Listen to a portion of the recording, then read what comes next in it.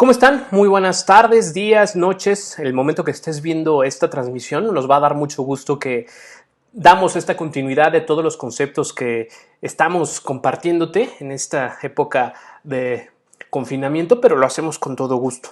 Bueno, pues como habíamos platicado en las sesiones anteriores, vamos a hablar acerca de la fisiología de la contracción muscular. Dentro de la presentación, ahorita estamos iniciando con algo muy importante, repasando algunos esquemas de la estructura anterior, que era la anatomía y fisiología del tejido musculoesquelético. Me gustaría resaltar algunos puntos claves acerca de la contracción musculoesquelética, ya que infieren dos esquemas. Uno, como te mencionaba, la parte de la termogénesis es la función en donde nuestro cuerpo, a través del metabolismo, predominantemente de los sustratos energéticos, en este caso ya sea oxidativo o no oxidativo, como los diferentes disposiciones del azúcar muscular, como podríamos conocer un tanto coloquialmente, pero tenemos el glucógeno muscular, tenemos también la glucosa sanguínea y también el glucógeno hepático a través de los gliceroles para proveerle energía a esta contracción. Otro de los esquemas importantes es que la contracción muscular debemos conocer ampliamente el esquema de el sistema nervioso central, el sistema nervioso periférico, y conocer más adelante, vamos a dar una sesión que se denomina propiocepción, en donde veremos en una zona específica del cerebro, que es en el giro precentral de tu cerebro, en donde ahí están representadas unas estructuras que seguramente alguna vez las pudiste ver, como se denomina el homúnculo de Penfield. Este gran fisiólogo que le da nombre a esta estructura está más o menos en esta región, pero ahí se representa corticalmente todas las áreas de tus músculos, desde la forma sensitiva, desde la forma mecánica y, como te mencionaba, un esquema que se denomina interocepción. Bueno, empezamos esta parte de la clase de la fisiología de la contracción muscular retomando algunos conceptos anteriores. Como puedes ver ahorita en la pantalla, estamos observando una fotomicrografía electrónica de las miofibrillas de la estructura muscular estriada. Como puedes observar, y estoy viendo aquí con el cursor, puedes ver cómo está el sarcómero, así como lo hemos observado en todos los diagramas, en donde están los discos Z, que estoy trabajando aquí a los lados, y las bandas oscuras, las bandas translúcidas, y es por ello que en algunos libros de alguna fisiología puedes encontrar como la banda H, como la banda I y como la banda A. La banda A significa anisotropía, o sea que no pasa la luz, es donde está la mayor cantidad de proteínas de alta densidad, que en este caso sería la miosina. Y la actina, que sí es isotrópica, que es la banda I, está predominantemente a los lados del sarcómero que estamos observando aquí, esa zona donde sí pasa la luz. Entonces, para eso se le denomina banda I o la banda isotrópica. Y predominantemente está conformado por la actina.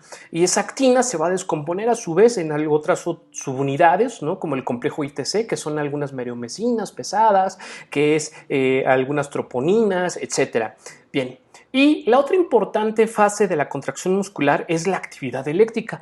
Acuérdate que la comunicación celular a través del sistema nervioso de neurona a neurona se denomina por sinapsis o se efectúa por sinapsis, que son de dos formas, una eléctrica y una química. La eléctrica se va a hacer en forma veloz, inclusive puede llegar a tener velocidades por arriba de los 450 kilómetros por hora.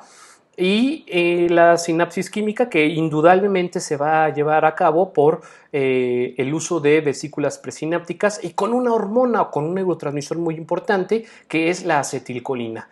Entonces, más adelante vamos a ver una serie de efectos muy importantes para conocer las fases de la contracción muscular. En estos 20 minutos pretenderé hacer muy concreto el esquema de cómo tu sistema muscular se manda una señal desde tu sistema nervioso central para que atraviese toda esta red neuronal y discurre desde tu encéfalo, médula espinal a través de las 31 raíces nerviosas de tu sistema nervioso periférico, para que lleguen a lo que estás viendo en tu pantalla, a estas miofibrillas conformadas por el sarcómero y se haga la contracción muscular. Recuerda que tenemos predominantemente bien clasificado la contracción isométrica, que es la misma contracción muscular que a nivel milimétrico o a nivel microcelular podemos observar que sí hay reclutamiento de actina y miosina y mantiene la misma medida, por decirlo de un modo, como su nombre lo dice.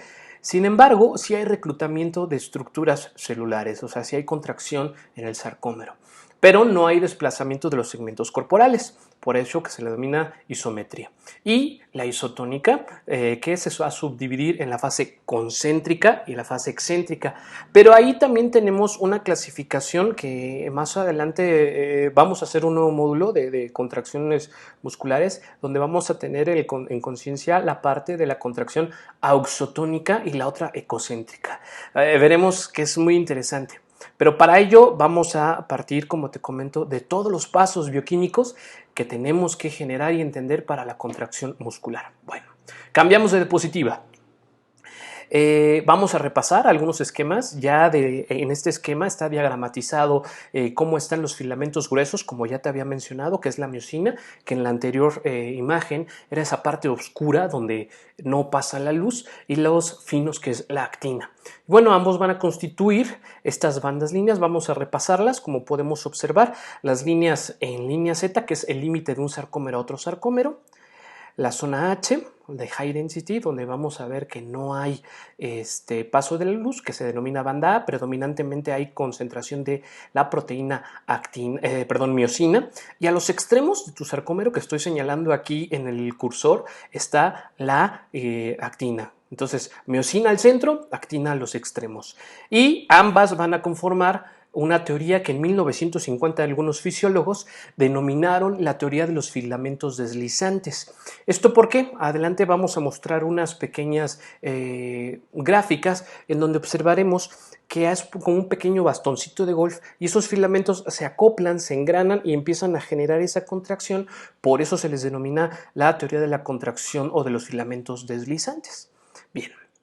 Entonces, repasando todo esto, tenemos a la actina y la miosina como las dos proteínas que van a conformar el sarcómero, que en una de las preguntas de los reactivos al finalizar para obtener tu certificación, si yo te pregunto ¿cuáles son las proteínas que conforman el sarcómero?, la respuesta sería actina y miosina. ¿Que hay más subunidades? Sí, sí las hay, pero quedémonos con esto. Cambio. Vamos a mencionar esta parte de la estructura macroscópica del sarcómero. La banda A, como te había mencionado, la banda anisotrópica, es una zona más oscura, hay una superposición de actina y miosina, es una zona muy densa, como pudiste ver con la imagen que abrimos. La zona H, que es esa zona clara donde la banda A solo hay filamentos de miosina, que nos van a dar una fase de entrecruzamiento muy fuerte, y molecularmente aquí podríamos decir que esta es la fase más fuerte o el área más específica donde se producen los fenómenos de tensión, longitud-tensión, que pueden generar la producción de fuerza mecánica.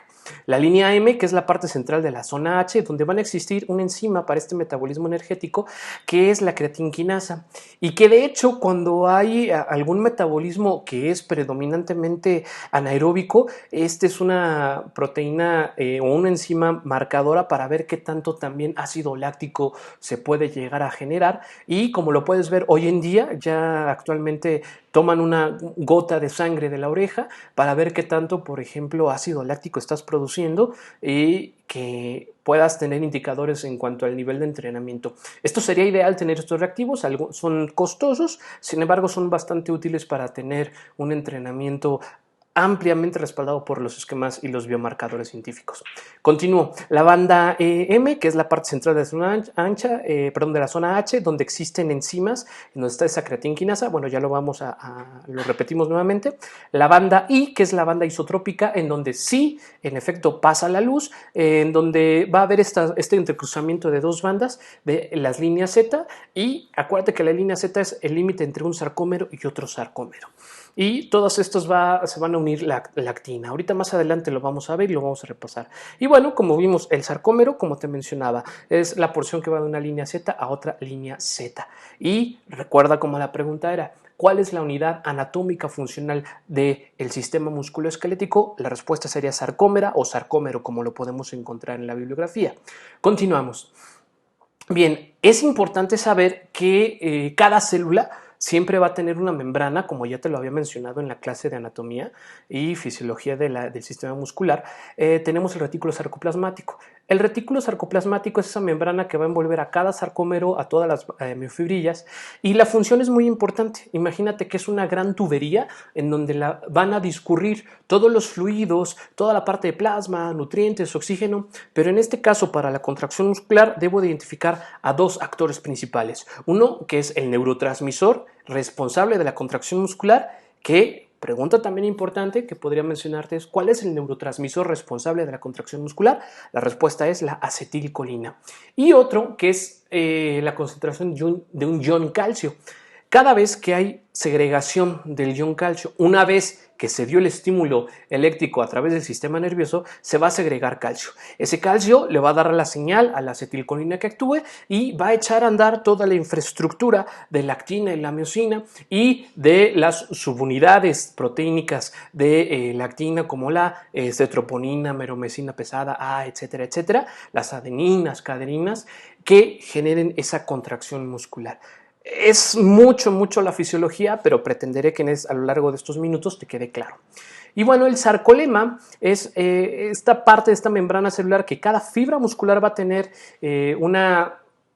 digamos que el sarcolema es la parte donde van a estar alojados muchos de los organelos celulares del sarcómero y estos van a conformar una estructura muy característica que se llaman túbulos T y estos túbulos T, como te comentó, son como las tuberías por donde van a salir tanto los iones como nutrientes, como el plasma, líquidos, etc.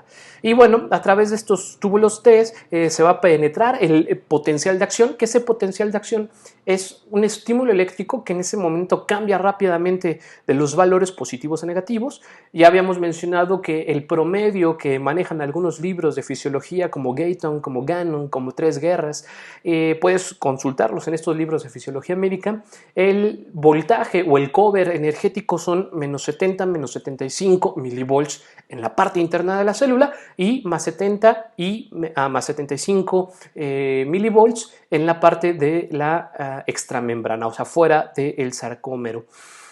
Al momento que hay menos 75 milivolts dentro de la célula y fuera más 75 y 70-75 milivolts, ahí hay un equilibrio electrostático. Entonces manda o llega la señal del sistema nervioso y están las condiciones en equidad para que pase ese estímulo eléctrico y en ese momento se le denomina potencial de acción. Al momento donde hay un equilibrio de positivo y negativo con la misma valencia de menos 75 y más 75 fuera, se le llama potencial de membrana. Entonces, uno de los requisitos fisiológicamente hablando es que tu membrana, tu sarcómero, tu retículo sarcoplasmático y tu sarcolema bioeléctricamente estén en balance. Con ese cover, ya te digo, menos 75 dentro de tu célula y más 75 fuera. A ese equilibrio electrostático se le va a denominar en ese momento potencial de membrana. Tu membrana celular del sarcómero está listo para recibir un estímulo eléctrico que suceda o eche a andar todo el proceso de la contracción muscular. Al momento que cambia súbitamente ese menos 75 a más 75 y empiezan a entrar un influjo de principalmente iones de calcio y las cargas de tu célula van a variar y se está sucediendo toda la contracción muscular de la actina y la miosina, en ese momento ya se está dando el potencial de acción y puede haber una hiperpolarización, depolarización, repolarización, etc. Más adelante lo vamos a ver paso a paso en las diapositivas que te traigo el día de hoy. Y bueno, cabe mencionar que cada subunidad de actina y miosina, conocidas como los puentes cruzados de actina y miosina, cada vez que se van a estar contrayendo se requiere una molécula de ATP, adenosín trifosfato. Ese adenosín trifosfato lo vamos a obtener, como te comento, de los sustratos energéticos, ya sea por gliceroles, ya sea por glucosa sanguínea o glucógeno sanguíneo, o en su defecto por el glucógeno muscular, ¿no? La creatinfosfato, el creatinfosfato, perdón. El creatinfosfato, de hecho, es una de las rutas metabólicas ATPPC, o sea, adenosín trifosfato, obtenida de la creatinfosfata, del creatinfosfato, para obtener energía y obtener esta molécula de ATP. Acuérdate que se conocía como el ATP, como la moneda universal energética.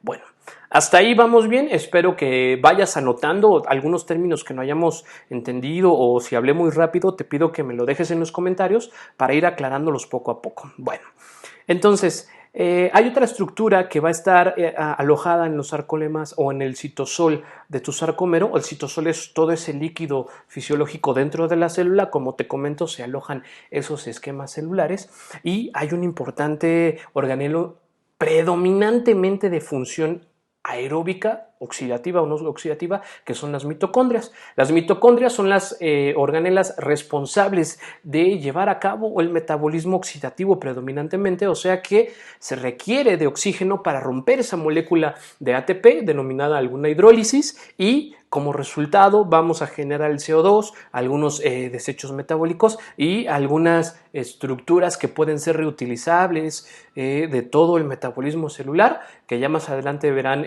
con otra compañera, con Gaby, todo el esquema del metabolismo de los estratos energéticos o rutas metabólicas. Bueno, todo esto se sucede en las mitocondrias y al momento que tú estás ejercitando tu estructura cardiovascular, en realidad estás entrenando a tus estructuras musculares para que generes mitocondrias y esas mitocondrias sean oxidativas y entonces a determinadas intensidades, muchos autores manejan que entre el 65 o 78% de tu intensidad de frecuencia cardíaca controlada es donde tenemos la mayor cantidad de quema de tejido graso como estrato energético, que en este caso vamos a tener una pérdida de peso controlada. Pero esto no es tan rápido. Por eso mucha gente que quiere bajar en 15, 20 días de peso es imposible o es muy dañino o puede ser que metabólicamente tus músculos no estén trabajando al 100. ¿Por qué? Porque necesitas fabricar más mitocondrias y para que eso suceda en personas entrenadas ocurre ese cambio celular tentativamente entre los 40, 60, 80 días. Y en personas sedentarias que parten de cero y están programados, indudablemente serán 80, 90 días de ese cambio celular. Es por ello que el acondicionamiento físico, la adaptación anatomofisiológica en el entrenamiento es importante y saber las intensidades de las frecuencias cardíacas a trabajar o las intensidades o zonas de ejercicio cardiovascular objetivo. Y aquí está el fundamento, el por qué tu estructura fisiológica no está preparada para recibir esta carga mecánica que se va a traducir en una quema de estratos energéticos, ¿de acuerdo? Hasta ahí vamos bien, como te comento, son muchos esquemas. Continuamos. Entonces te mencionaba, mira, aquí queda muy claro en esta imagen en donde tenemos a los túbulos T y el retículo sarcoplasmático. Mira el sarcolema, esa membrana que observabas, el retículo sarcoplasmático. Lo estoy señalando con el cursor, esos túbulos T, como te mencionaba, es toda esa tubería por donde va a discurrir todo ese calcio, todo ese plasma, todos los nutrientes que van a irrigar a todas estas miofibrillas al momento de que estén en contracción o simplemente para la oxigenación o simplemente para estar en un estado de hidratación. Continúo.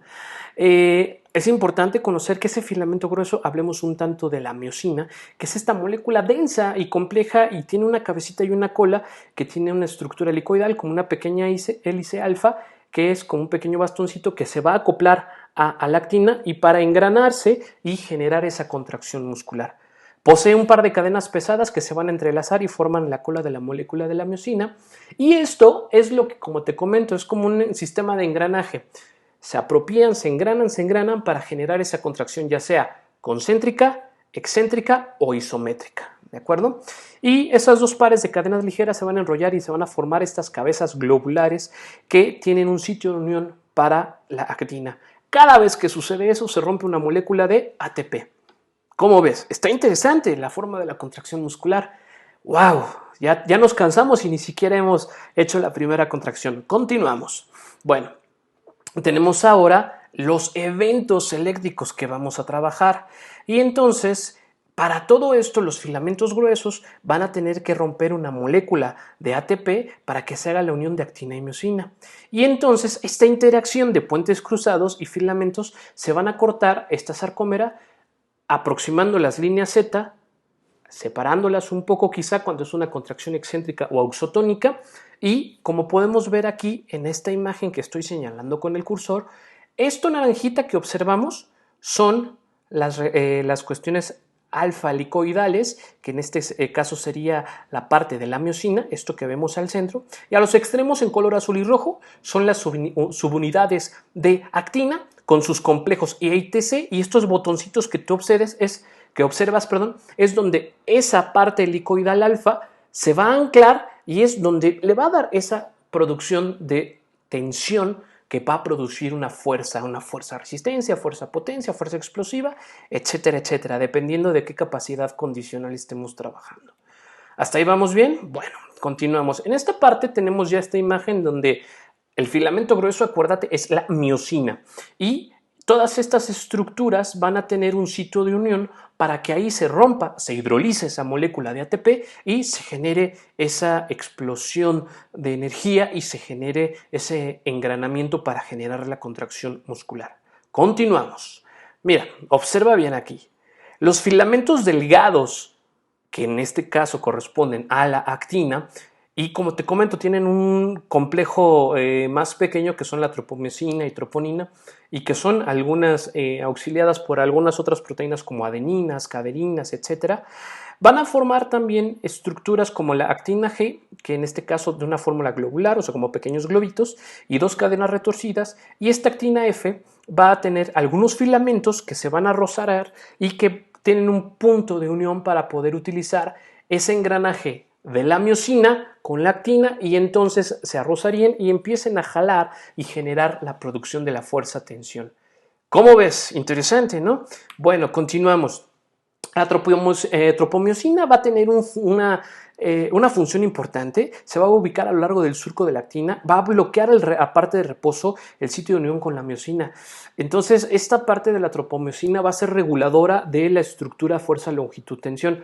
Por ejemplo, cuando estás en estado de reposo, todos tus músculos erectores de espina o todos tus músculos posturales antigravitatorios están trabajando un proceso muy importante con la tropomiosina para que esté regulando la tensión, el tipo de contracción para mantener tu postura. La troponina va a tener complejos, el complejo como te comentaba, el ITC o el TIC, se va a unir a la tropomiosina, la troponina T, la troponina I, conjuntamente con tropomiosina va a inhibir la interacción de la actina y miosina, nuevamente es la reguladora, y la troponina C va a unir al calcio e inicia la contracción. Te había comentado que es importante tener al calcio, el ion calcio presente, porque este es el que va a echar a andar toda la estructura del potencial de acción, potencial de membrana, repolarización, depolarización, al momento que se da el estímulo eléctrico. Bien, y entonces todo esto se va a generar en el filamento fino que corresponde a la miosina. Y entonces aquí están los tres actores importantes, troponina, actina y tropomiosina del complejo ITC. Este filamento delgado va a estar conformado por este complejo ITC y que es lo que va a estar regulando el tipo de contracción musculoesquelética. Ya cuando veamos la parte de propiocepción, bueno, te va a interesar más y espero que esto te dé más dudas, te dé más inquietudes para poder investigar acerca de las bases moleculares de la contracción muscular. Continúo. Puntos claves, ayúdame a leerlos rápidamente. Vamos a dar lectura. Miofibrillas. Las miofibrillas son los elementos contráctiles del músculo esquelético, son varios y miles constituyendo en un solo músculo. Ya más adelante podremos ver que ahí están las fibras de contracción lenta, fibras de contracción rápida, fibras oxidativas, intermedias, etcétera, conocidas como tipo 1, tipo 2, 2 alfa, etcétera, etcétera, que tienen propiedades oxidativas o propiedades anaeróbicas. Ya lo veremos, ¿sale? Bien, continuamos. Un sarcómero, las miofibrillas se componen de sarcómeros, las unidades más pequeñas del músculo. Un sarcómero se compone de dos filamentos proteicos, la miosina y la actina, los cuales son responsables de la contracción muscular. La miosina es un filamento grueso con una cabeza globular y en un extremo va a tener anclado hacia la parte de la actina y hacia otra parte en la banda H, donde está la unión de actina y miosina. Y el filamento de actina, compuesto de actina, tropomiosina y troponina, o sea, el complejo ITC, se va a adherir a las líneas Z, o sea, a las paredes del sarcómero. Hasta ahí vamos bien, puntos claves de tomar importante. Aquí lo está bien representado, puedes observar, estoy señalando con el sarcómero, esta banda H, donde está concentrada la miosina en su totalidad, la actina, esos pequeños extremos laterales y la línea Z. Obviamente se entiende por qué se llama línea Z. Y bueno, te decía, los fenómenos eléctricos. Vamos a dar lectura rápidamente. Este fenómeno de contracción es una vez producido ese potencial de acción, viaja por el sarcolema, penetra por los túbulos T, se empieza a segregar calcio, tiene contacto con el retículo sarcoplasmático y ahí empieza la fiesta de la contracción muscular. Es como cuando en una fiesta echan el confeti, bueno, me han contado, ¿verdad? Y empieza a generar, bueno, confeti ya es como muy de unas generaciones anteriores, pero bueno, así era anteriormente. Empieza a llover este calcio y empiezan a generarse todo el engranamiento de la actina miosina, el complejo ITC correspondiente a las actinas y se van arrozareando con la miosina.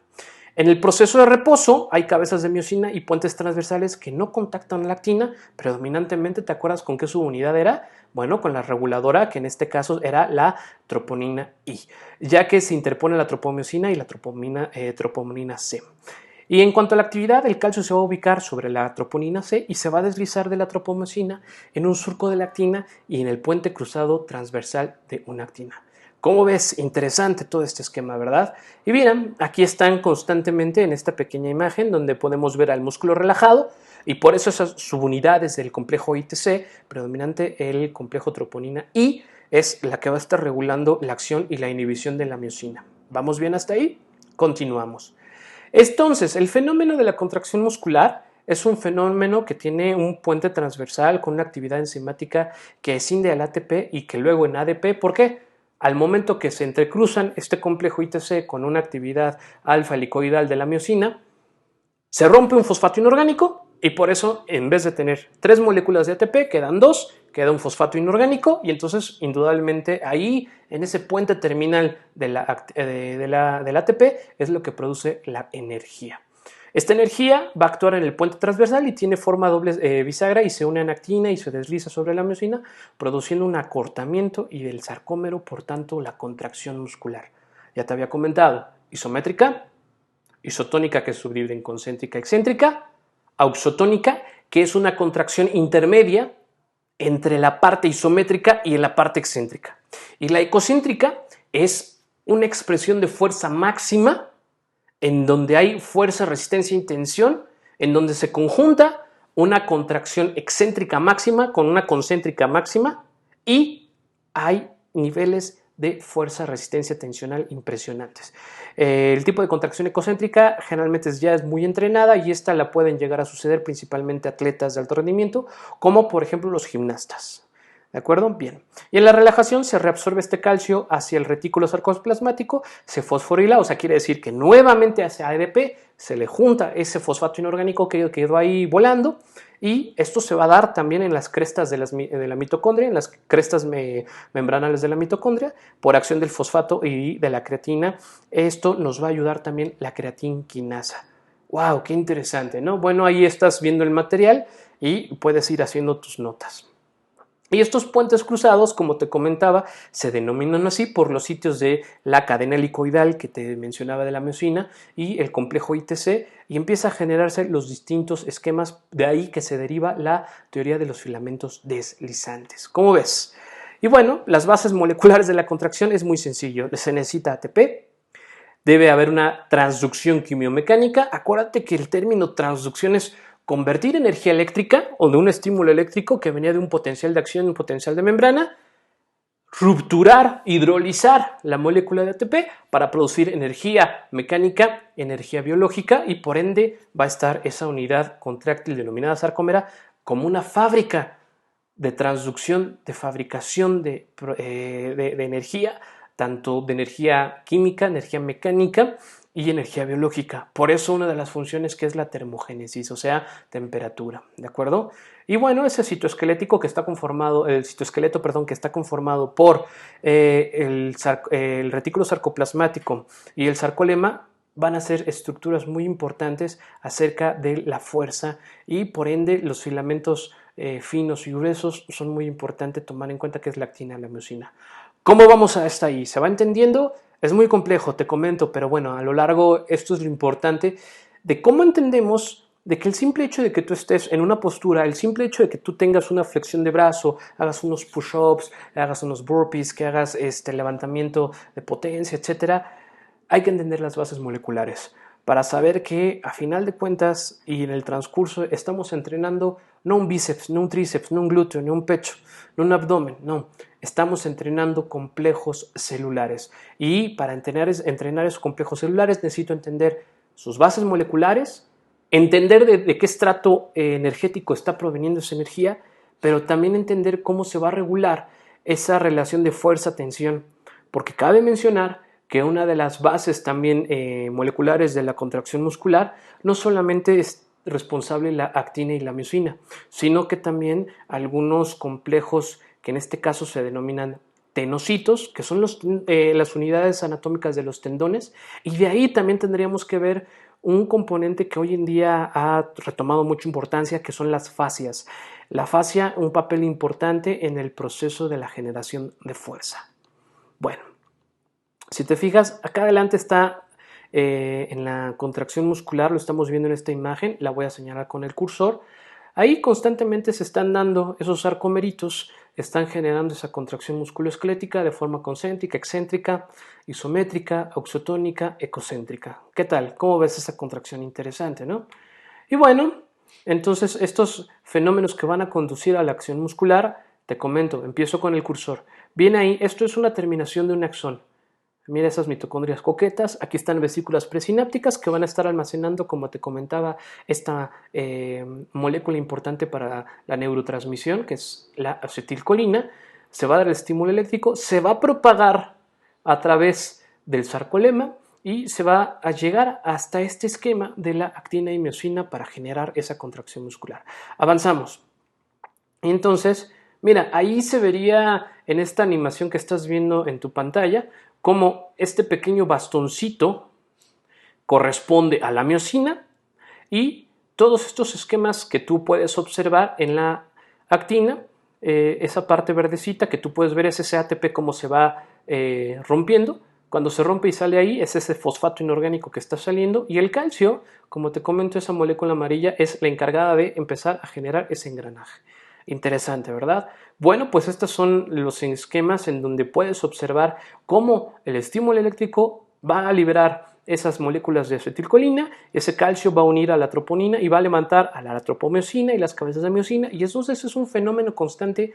Cabe mencionar que esto se da en milisegundos, y es importante entender que también el estado de hidratación, el estado iónico, es sobremanera crucial para que podamos entender que la contracción musculoesquelética tiene bases fisiológicas. Y bueno, aquí se resume de tantos pasos del acontecimiento de la acción muscular. Vamos a apresurarnos un poquito. Es el estímulo nervioso, llega a las acciones terminales. Esa neurona motora secreta acetilcolina. Esa acetilcolina se fija sobre esos receptores del sarcolema, genera un potencial de placa que lleva un potencial de membrana y que luego va a sucederse en un potencial de acción. Se va a liberar iones de calcio desde el retículo sarcoplasmático hacia el sarcolema. Ese calcio se une a los complejos ITC de la actina, y entonces ese calcio se va a fijar, va a ser también responsable que se empiece a hidrolizar la molécula de ATP, y esos puntos activos de filamentos de actina van a empezar a generar el tipo de contracción. Entonces las cabezas de miosina se van a adherir a esos puntos claves en los filamentos de actina, regulados por la subunidad I, o sea, la troponina I, que va a regular la mediación de la unión con la miosina.